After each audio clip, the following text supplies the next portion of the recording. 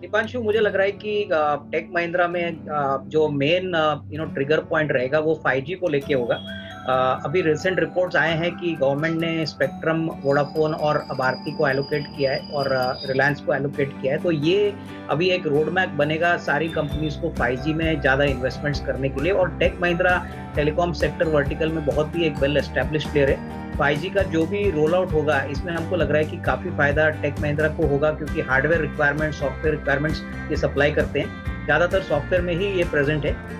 दूसरी कंपनी जैसे तेजस नेटवर्क भी है, उनको भी काफ़ी फायदा होगा। तो मुझे लग रहा है कि ये जो तेजी हमको दिख रही है एटलीस्ट आज के लिए, वो और थोड़ी नियर टर्म में थोड़ी बढ़ेगी, क्योंकि इंक्रीमेंटल बिजनेस जो है वो अभी तक नंबर्स में फैक्टर नहीं हो चुका है। स्पेशली 5G की अपॉर्चुनिटी अगर हम देखें, 5G शायद आने वाले साल में कम से कम 6 महीने में ऑपरेशनल होने की अभी बातें चल रही है। भारती एयरटेल ने तो ऑलरेडी एक रोल आउट पायलट बेसिस पे शुरू किया है। तो जैसे जैसे 5G का न्यूज़ फ्लो आगे बढ़ेगा, मेरे ख्याल से इस कंपनी को और इंक्रीमेंटल ऑर्डर फ्लो मिलेगी और इसका काफ़ी अच्छी तरह से अर्निंग्स पे इम्पैक्ट पॉजिटिवली प्ले आउट होगा। तो मुझे लग रहा है कि जिनको खरीदना है, इवन करंट लेवल्स पे थोड़ा सा अगर प्राइस करेक्ट होता है या करंट लेवल्स पे भी खरीदे, क्योंकि आने वाले साल में ये जो इंक्रीमेंटल अपसाइड रहेगी वो काफ़ी अट्रैक्टिव है।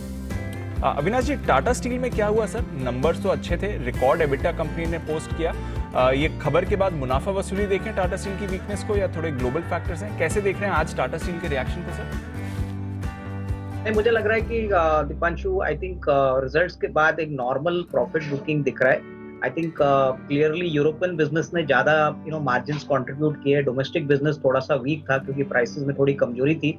लेकिन हमारा मानना है कि जिस प्रकार का integrated business model Tata steel का है, हमको लग रहा है कि डेफिनेटली प्राइसेस अभी भी काफी रेम्यूनरेटिव है और तीसरी तिमाही भी काफी अच्छी होगी। मोस्ट इम्पॉर्टेंटली यूरोप को लेके मैनेजमेंट काफी पॉजिटिव है और एक्सपेंशन की बात कर रहे हैं, क्योंकि इंक्रीमेंटल कैपेसिटी कई प्रोडक्ट्स में इनको अभी जरूरत है।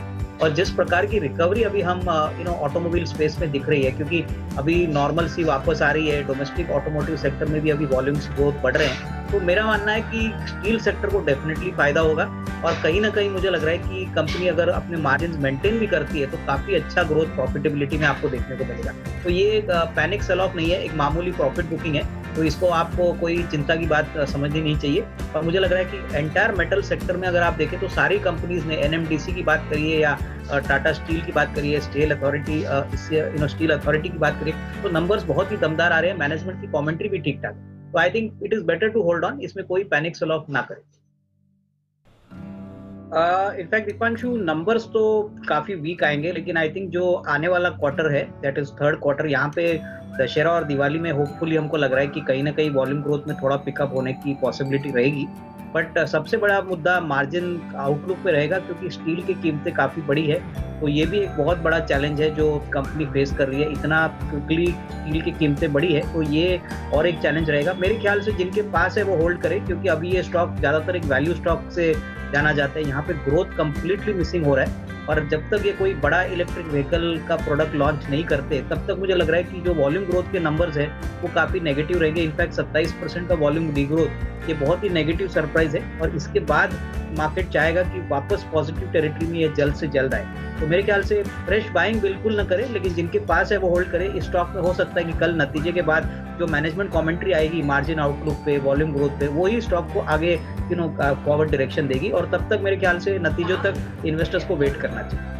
नतीजों तक इन्वेस्टर्स को वेट करना चाहिए। अविनाश जी, कैसे देखें इन नंबर्स को? वोडाफोन आइडिया के सर रेवेन्यू 9152 करोड़ से घटकर 9109 करोड़, लॉस 7319 करोड़ से घटकर करीब 7130 करोड़ और आरपू 104 से बढ़कर 109 सर।